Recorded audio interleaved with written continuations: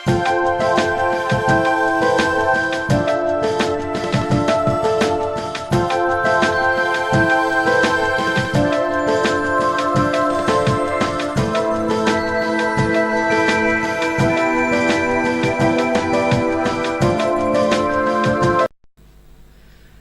و ڕێز و حرمەت بۆ ئێوە بینەرانی عزیزی تەلەڤیزیۆنی پەرچە و هیوادارم ئەم کاتۆم و کاتێکتان بە بەختەوەری و کامەرانی.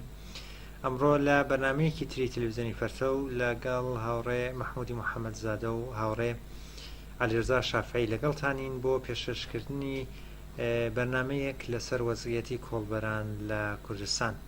بەخێراتنی هەردووکتانەکەم کاک مەحموود و کاک عەلیرزا بەخێربێن. زۆر سپاس بۆ تۆش و هەموو بینەرانی تەلەڤیزیۆن. سپاسانەکەم. من لە گەرەکمە لە عەلیرزاوە دەست پێکەم. عەلیرزا ئەو ئامارە پێم وابێت و ئامارێک هەیە لەسەری وەزعیەتی کۆڵبەران لە ساڵی 2015 و 2016 بەلەوە دەستکەم بە پرسیارەکان لە کاک مەحموود ئەگەر تکایە ئامارەکە پێشکەشکە ببینەران.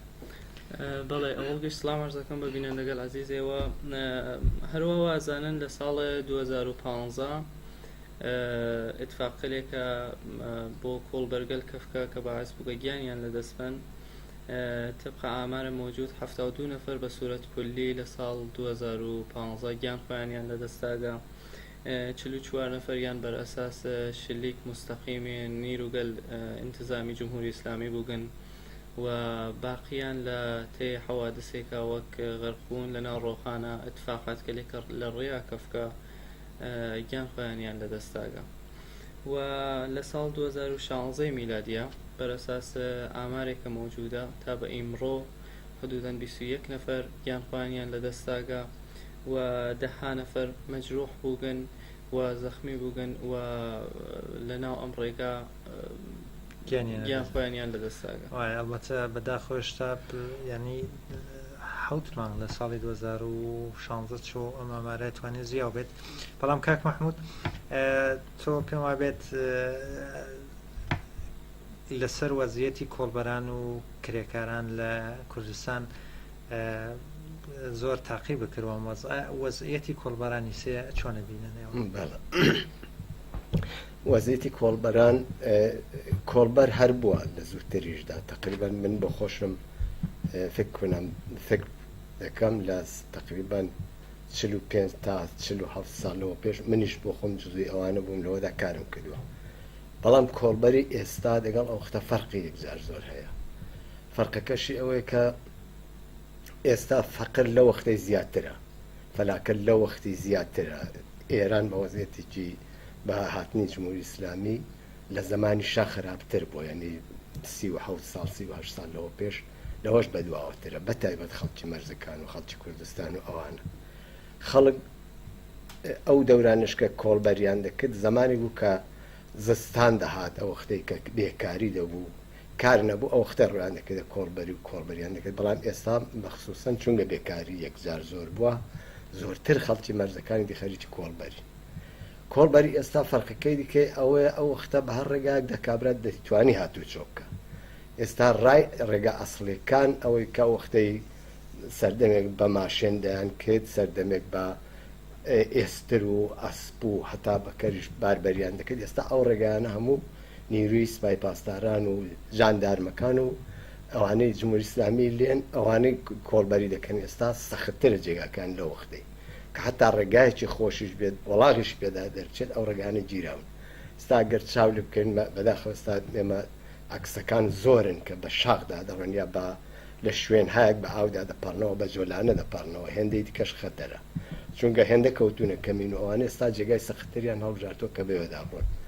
سەرڕای ئەوانەش کە وەزعیەتی کۆڵبەریش ئاوە، بەڵام مەجبورە خەڵکێکی زۆرتر لە ساڵان ڕووی کردوتە کۆڵبەری. دەلیلەکەشی ئەوەیە کە ساڵان بە هەر حاڵ بەشێک لە خەڵک دەچوو بۆ کوورە پەسخانە، دەچوو بۆ دەرەوەی کوردستان کە لە کوردستان کار زۆر کەم بوو کاری دەکرد. ئێستا بێکاری بە حەدێک زۆر بووە، ئیتر حتا لەوێش کاریان دەستناکەوەگە دەچن و دێنەوە مەجبورن زیندگی خۆیان لە تەریق کۆڵبەریەوە ببەنە پێش. زۆر سپاس. عەلیرزا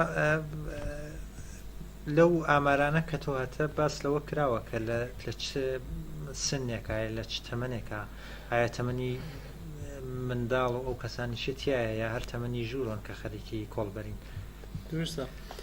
هەروەوە کاک مەحموو ئەرزی کرد بەخاتر بێکاری و سەختی شەرایط لە کورسانە و نەونکار بۆ جوانەکان هەر لە مناڵیەوە هەر لە سنی جوانیە و بەخاتر بێکاری شڕۆعەکەن بەکار کۆڵبەری. طبق ئامارە مەوجود لە ئابان مانگ ساڵ 95 کوڕێکی جوان تەمەنی 19 ساڵ بەناو سامی مروانیان لە دێهاتە ئەنبی شار ئورومیە بووگە کە بەخاتر شلیکێ نیروی جمهوری ئیسلامی گیان خۆی لەدەستا و هەروە دانێت جوانێکی تر کە 7 ساڵی بوو و خەڵکی منتەقەی ئالان بوو، خەڵکی دێهاتی ئالان بوو، بەخاتر ئەوی شەروەها بەخاتر شلیک نیروی جمهوری ئیسلامی لە مەناتق مەرزیە گیان خۆی لەدەستا. یعنی ئەم دوو جوانە دوو نمونەن لە دەها مۆردگەل کە ئتفاقەکە فێت و شاید ئێمە هیچ وەخت ناویان ناو سایتکە لە اجتماعی یا پەخشۆنەوێتە وا نەزانن، ولی بەهەرحاڵ ئامارێکە مەوجود هەست لە جوانگەل ئەم دوودانە مساڵە فکە مساڵ خاستە بێ بۆ دەها جوانگەلێ واهان لە پشتە مژەویان. زۆر سپاس. کاک مەحموود مەسلەیە تر کە هەیە پێت وابێ بۆچی ئەم هەموو خەڵکە ڕووی کردووە سام کۆڵبەریە؟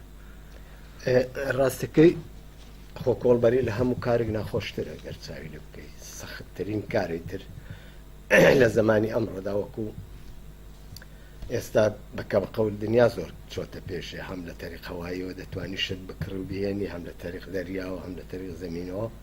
خەڵک کە ئێستا پەنای بردۆ بۆ کۆڵبەری و مەجبور بۆ پەنابەرێت دلیلی بێکاری و فەقر و فەلاکەتەکە هەیە لە ئێران و بەتایبەت لە کوردستانیش. دلیلی ئەسڵەکەی فەقرە.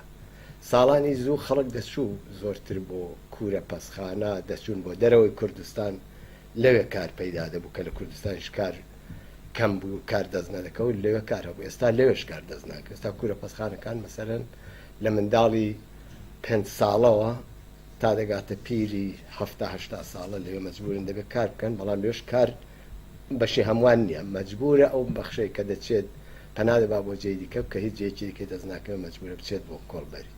دلیلی ڕوویاوەری بۆ کۆڵبەری دلیلی ئەسڵی بێکاری و فەقر و فەلاکەتە لە کوردستان کە بە هیچ جۆرێکیش چارەسەر ناکرێت بە هیچ لەژێر شەتری جمهوری ئیسلامی.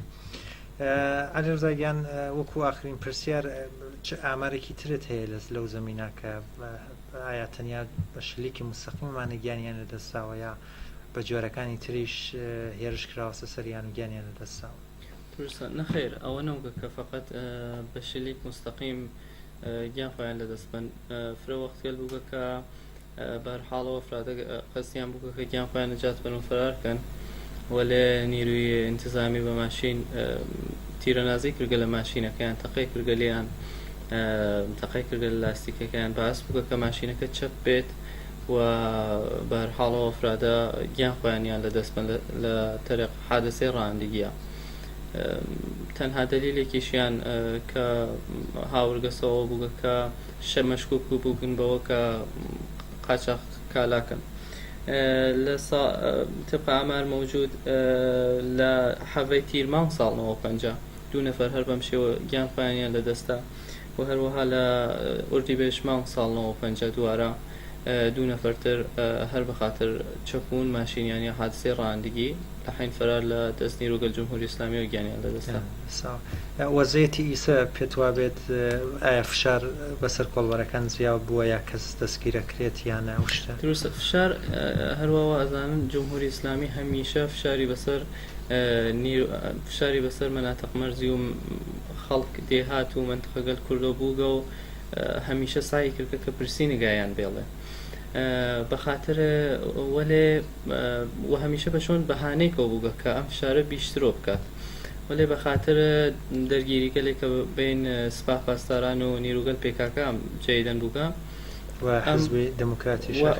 حزبی دموکراتیش بووگە باعث بووگە کە ئەم فشارە بەهانەیەکی داگە پیان تا ئەم فشارە بیشترۆ بکەنەوە و دەستگیری هەروەها خەوەرەکانی تانەگەر ژنەفتوی دەستگیری 10 نەفەر لە مەناتق مەرزیە ئەم بینە ئەنجام بووگە یعنی گیریاگەن و پێسەر و شۆنە یعنی هیچ خەوەرێکیان لیان نییە.